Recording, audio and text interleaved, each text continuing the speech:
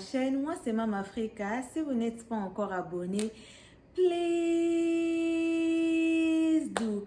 Alors, dans la vidéo d'aujourd'hui, nous allons parler service. Je ne sais pas comment vous allez le prononcer là-bas. Service ou quoi. C'est S-A-V-I-S. En anglais, S-E-V-I-S.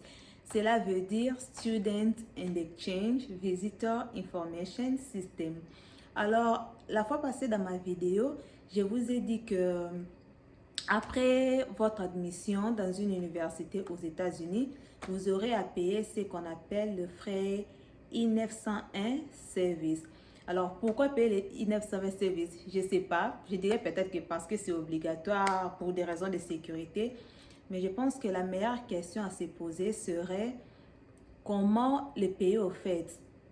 Et dans la vidéo d'aujourd'hui, nous allons naviguer un tout petit peu les sites officiels du département de sécurité intérieure, Department of Homeland Security des États-Unis, pour vous montrer un tout petit peu comment payer le frais service. Ok.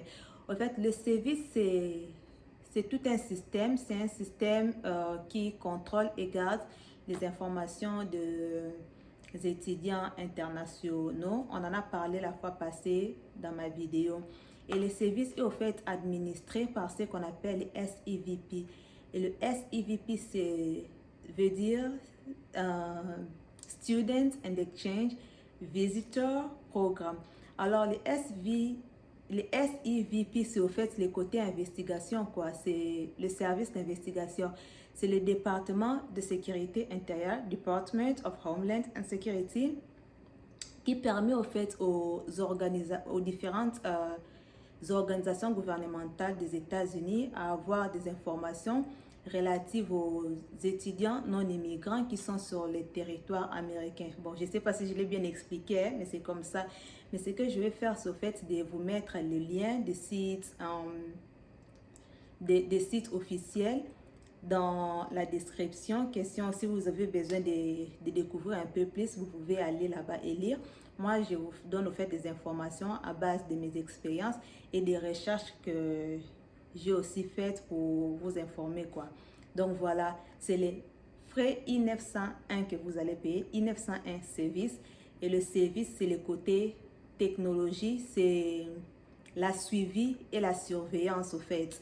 Et le SEVP, c'est le gouvernement, l'administration, le côté manager. Vous voyez, c'est un peu SEVP et puis service qui est le côté technologique pour fait avoir des informations, pour faire surveiller, garder, traquer des informations pour les SEVP. Ça a un sens, n'est-ce pas? Voilà. Et les SEVP, c'est quoi? C'est au fait le côté investigation, c'est le département de sécurité intérieure américain, si je peux le dire comme ça. Voilà. Donc, qui est censé payer le frais I-901 service? Vous, par exemple, bien sûr, vous êtes inscrit dans une université aux États-Unis, vous êtes encore dans votre pays d'origine et vous faites la demande de visa, vous aurez à payer les frais I-901 service. Et également, si vous êtes déjà admis aux États-Unis, mais dans votre pays, la demande de visa n'est pas obligatoire, vous aurez également à payer les frais I-901 service parce qu'à un moment donné, à la frontière, à l'aéroport, quelque part, on aura à vous demander la confirmation de paiement de frais service. Mais aussi tout étudiant international déjà aux États-Unis, mais qui pour certaines raisons a pu perdre son statut, mais veut le récupérer, veut au fait revenir à son statut d'étudiant international, il aura aussi à payer les frais de service. Et je pense que c'est si tu l'as perdu plus de 5 mois déjà, ouais. Et si l'étudiant en a perdu plus de 5 mois déjà, il aura à payer les frais de service. Mais il y a aussi des étudiants internationaux qui sont déjà aux États-Unis, mais qui sont en fait sortis du territoire américain et ça fait plus de 5 mois qu'ils sont sortis pour revenir aux États-Unis et aussi auront à payer les frais de service. Mais aussi, il y a des personnes qui sont aux États-Unis, mais pour des raisons, en fait, pas encore académiques, let's say, pour des raisons de business, pour des raisons de visite, mais ils veulent rester aux États-Unis en tant qu'étudiants internationaux. Ils ont eux aussi à payer les frais de service. Mais pourquoi payer les frais de service? Moi, je ne sais pas pourquoi payer. Je sais seulement que c'est obligatoire à payer. Et donc, ça montre du côté sécurité aussi, vous voyez. C'est pourquoi quand vous vous faites inscrire aux États-Unis, rassurez-vous que votre université est au fait certifiée par le SIVP. Donc, voilà. Et pour payer vos frais de service, ce que vous aurez à faire, c'est au fait avoir vos informations personnelles, par exemple votre nom, votre date de naissance, votre adresse, votre pays d'origine, votre numéro de téléphone, votre pays de citoyenneté et le Service Identification Number, donc j'appellerai ça en français le numéro de service et aussi les numéros, le code de l'école. Alors le code de l'école et le Service Identification Number, les deux, en fait, sont sur les I-20. On en a parlé la fois passée. Les I-20, c'est le certificat d'éligibilité d'étudiants international aux États-Unis. Alors, c'est très important d'avoir le I-20. On va en parler dans les prochaines vidéos. Alors, les Service Identification Number et les codes de l'école, vous les trouverez sur votre I-20. Vous aurez votre I-20 dans vos mains après avoir été inscrit dans une université aux États-Unis.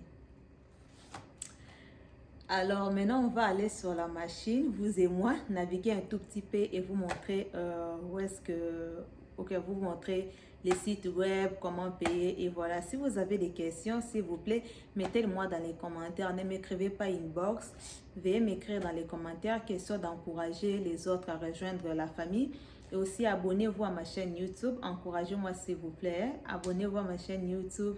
Et suivez-moi également sur mes réseaux sociaux. Mon compte Instagram, c'est MCQueen, EMSY-QUEEN. Et mon compte TikTok, c'est MCQueen également. Ma page Facebook, c'est MamAfrica. Même orthographe que ma chaîne YouTube.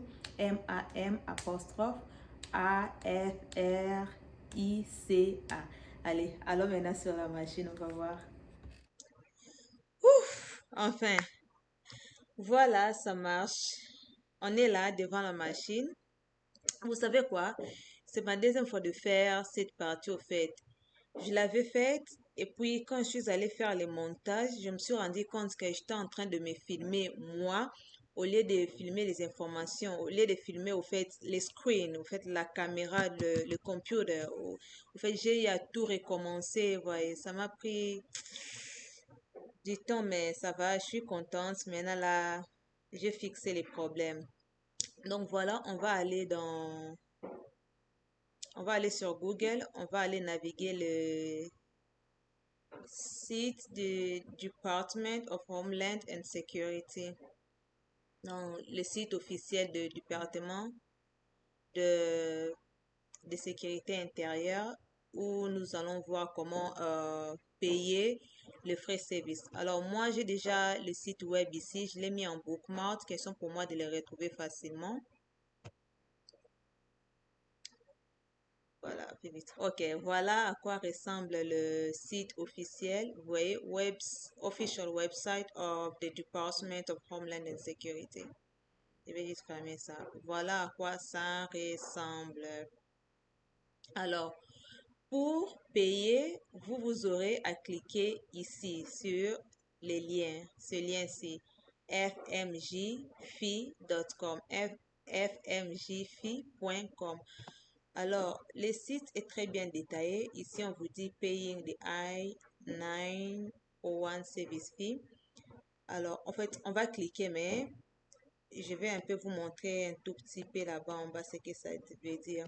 Et puis ici, il y a les liens de la vidéo. Au cas où vous voulez regarder cette vidéo, vous pouvez toutefois le faire. Peut-être avec moi aussi, on va essayer à la fin.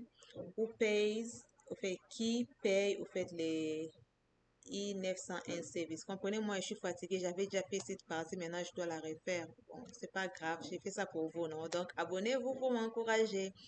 Au fait, ici, ça, je vous ai parlé de ça dans ma vidéo. On vous dit, au fait, qui est censé payer le frais de service. Et puis ici, on vous dit des informations dont vous aurez besoin pendant le paiement. Voilà le nom, l'adresse, le pays de citoyenneté, la date de naissance, tout ça, le code de l'école, le Service Identification Number, voilà, ça vous dit tout ça ici. Et ça vous dit aussi que les codes de l'école, vous pouvez les trouver sur le I-20. De même pour les services Identification Number. Ici, on vous montre how to pay, donc comment payer. Donc voilà. On répète encore le même site que je vous ai montré ici. Voilà. On vous le montre encore ici. Et puis, on vous dit, par exemple, les pays comme le Cameroun, le Ghana, le Kenya, le Nigeria et la Gambie, ils doivent utiliser, au fait, les méthodes de paiement. Ils doivent utiliser les Money Order ou Western Union ou quelque chose de la banque. Voilà. C'est un peu ça. Information. Donc, voilà. Alors, je vais maintenant cliquer sur le lien fmjfi.com. Voyez ce que ok, voici ce que ça nous donne. En fait, ça nous amène sur une autre page. Et sur la page en question, regardez ici, qu'est-ce que je vois? Pay I-91 fee. Et puis, suivi de quoi? Check I-901 status. Alors, je vais cliquer sur Pay. Vous voyez, ça nous montre maintenant cette page Applicant Validation. Alors ici, vous allez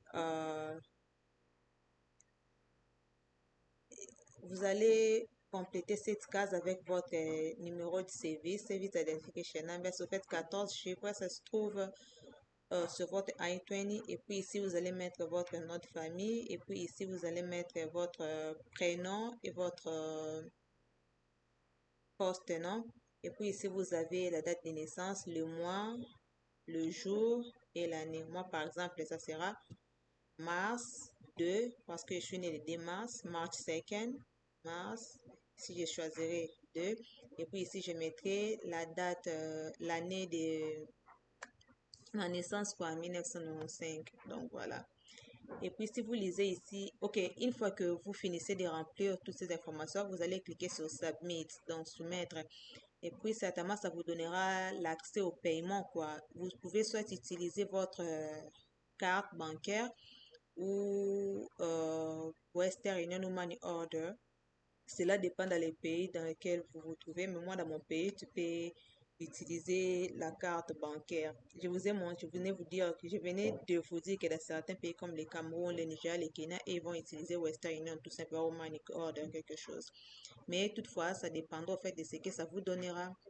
Donc, préparez tout ce que vous avez. Si vous avez la carte et que votre pays on accepte la carte, ça vous donnera accès. S'il faut un Western Union, mais vous finirez par payer. Donc, voilà. Et puis, ici, à droite, on vous dit qu'avant de payer, il faudra avoir votre I-20. On en a parlé dans ma vidéo précédente ou votre DS 2019. OK. Cette partie-ci, cette partie-ci, je vais réserver ça un tout petit peu parce que certains étudiants internationaux, ils viennent avec leur femme ou leur famille. Bon, dans ce cas-ci, on va se limiter seulement à une seule personne, un seul étudiant. Donc, j'en parlerai ici peut-être dans mes prochaines vidéos. Fait, vous voyez ici F2, MD, JD, c'est au fait les types de visas au fait. Parce que quand vous, en tant qu'étudiant international, vous allez faire la demande de visa. Vous, dans la plupart des cas ici, je parle de visa F. Au fait, vous allez faire la demande de visa pour un visa F1. Mais entre-temps, il y a aussi les FD, MD. On en parlera dans ma vidéo quand je vais au fait expliquer les différents types de visas. En fait, ici, ça vous dit au fait que si vous avez au fait envoyé ça, si vous avez payé par erreur ou quelque chose s'est passé, vous êtes convaincu qu'il y a eu erreur, vous avez fait quelque chose ou vous avez commis une erreur quelque part. Ah, excusez-moi de répéter les mots, je suis fatiguée. Je vous ai dit non, voilà. Ce que vous allez faire, ne remplissez pas ça pour la deuxième fois. Au contraire, écrivez à cette adresse email-ci, envoyez un message, expliquez ce qui s'est passé, c'était quoi l'erreur, qu'est-ce qui s'est passé. Vous allez envoyer ça à cette email adresse. Ok, le même email adresse est aussi ici en bas. Voilà, service clientèle. Il y a aussi les numéros de téléphone à payer. Donc voilà, vous venez sur le site web. Alors, ce que je vais faire, je vais vous mettre ce lien dans la description. Comme ça, si vous aurez le temps vous-même pour lire, vous pouvez toutefois le faire. Et puis, je vais prendre aussi ces liens, je vais mettre ça également dans la description. Donc, vous commencez ici et puis vous cliquez sur FM, vous cliquez sur ces liens ou tout comme vous pouvez directement cliquer sur ces liens si vous l'avez. Et puis, ça vous amènera quelque chose de comme ça. Vous cliquez sur P, puis vous remplissez. Alors, une fois que vous aurez rempli ces formulaires, et vous aurez payé. N'oubliez pas, s'il vous plaît, d'imprimer les récits de paiement, la confirmation, parce que vous en aurez besoin les jours de l'interview. C'est très important. C'est ce qui va prouver au fait que vous avez payé le frais de service. Mais au cas où vous aurez oublié, ce qui se passe, c'est que vous pouvez toutefois revenir sur ce site et puis à la place de cliquer Paye, cette fois-là, vous n'allez pas cliquer sur Paye. Vous allez cliquer sur Check. Vous voyez, Check I-901 Status. Ça vous montrera votre confirmation de paiement. Donc voilà, je pense qu'on a pu couvrir tous les détails en tout cas. Attendez, je vais voir si j'ai quelque chose d'autre que j'ai prévu pour vous. Ah, ok. Donc voilà, il y a au fait le forme. Regardez. Au fait, ça, le I-901, si vous ne le remplissez pas en ligne, vous pouvez aussi imprimer ceci. Vous lisez et puis ici en bas, il y a au fait toutes les informations que vous pouvez au fait remplir. Vous voyez là le nom de famille, le prénom, votre poste nom, voilà l'adresse. On vous demande ici quoi? Le pays de citoyenneté, tout ça, vous voyez, le code de l'école, vous voyez. Et puis, ok, voilà. On vous montre d'ailleurs ici combien est-ce que vous allez payer. Au fait, quand vous irez en ligne ici, on nous a montré juste cette page ici. Au fait, moi, je ne l'ai pas remplie, donc il n'y a pas moyen pour moi de cliquer sur soumettre parce que j'ai déjà fait cette étape ici. Au fait, j'ai pas besoin de faire ça pour la seconde fois. C'était juste pour vous montrer.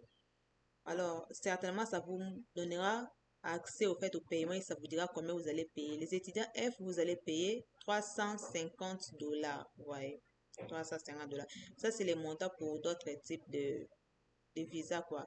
Mais vous aurez le visa F. Vous serez aux États-Unis en tant qu'étudiant international. Étudiant international, c'est soit visa F ou visa M. Mais vous, pour la plupart d'entre vous, vous serez le visa F. J'expliquerai les types de visas plus tard, je vous l'ai dit.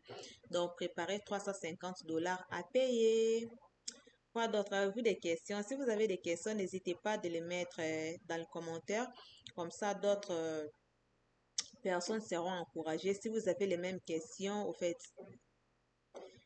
voilà, ça va en fait mais fans un tout petit peu de répondre inbox là, à la même question plusieurs fois. Mais si vous laissez dans les commentaires, d'autres personnes viendront tout simplement lire et voir la réponse au lieu de me répéter quoi. Donc voilà, je vais un peu jouer cette vidéo pour voir ce que ça va donner. Ah, where is the video? Ok, voilà, ça se trouve ici. Ah, c'est 1 minute et 45.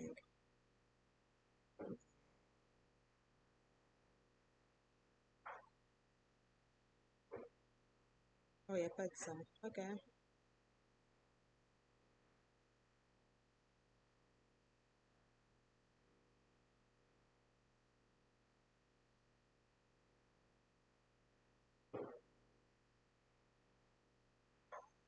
Vous voyez, voilà, c'est ce que je vous ai montré. Vous voyez, voilà,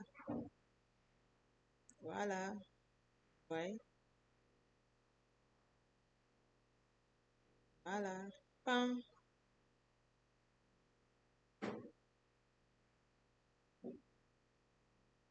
Ok, dans certains pays, ils peuvent pas.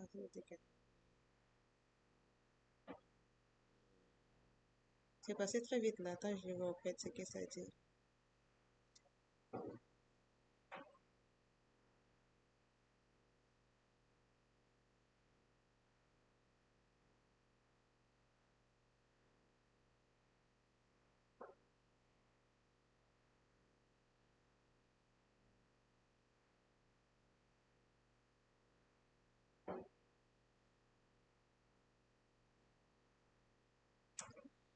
Donc, voilà. Ce fait, c'est que j'ai prévu pour vous. Donc voilà, je pense que la fois prochaine, la fois prochaine, je ferai une vidéo sur la demande de visa. Et puis, je ferai également sur les I-20 pour vous montrer comment se présente les I-20. Et je vais faire une autre vidéo sur différents types de visas qui sont pour vous avoir un peu a clear view of what that is. Quoi d'autre? Donc voilà, et puis c'est préparé pour l'interview. Et le jour de l'interview, c'est préparé pour l'interview et une petite démonstration en fait de l'interview. Donc voilà, abonnez-vous à ma chaîne. Oh, je suis fatiguée, je vous dis. Ça m'a coûté au fait pour réaliser ça. Abonnez-vous à ma chaîne, suivez-moi également sur mes réseaux sociaux. On se voit à la prochaine. Bye bye. Portez-vous bien. Bisous.